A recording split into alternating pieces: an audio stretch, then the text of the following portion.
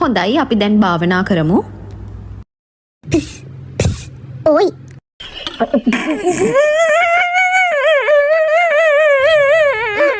මේ ඔයි. ඇයි? පොඩ්ඩක් මවා ගනින්. උඹේ පරණ කොල්ලා ප්‍රෙග්නන්ට් වෙලා ක්ලිනික් යනවා.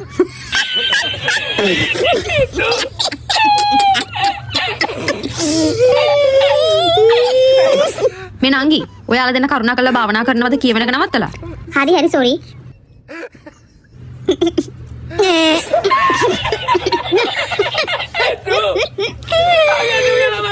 මොකද ගල් බල්ලෝ? මේ ඔයාලා දෙන්නට අපොසරයක් කියන්නේ නැහැ හොඳේ. කරුණා කරලා භාවනා කරන්න කියවන එක නවත්තලා. මේ ඔයි අර බලපංගු සඳුනි ගොළුවේ තනිපා වෙනවා. ඕකි සඳුනි නෙවෙයි තඩි දේවි.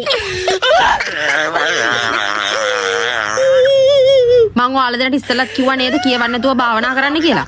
ඔයාලට කියන දේ අහන්න බැරි නම් මම මැඩම්ට කියලා කම්ප්ලේන් කරනවා. මට කරන්න දෙයක් නැහැ. භාවනා කරන වෙලාවට භාවනා කරන්න. කියවන්න නෙමෙයි කිව්වේ භාවනා කරන්නනේ.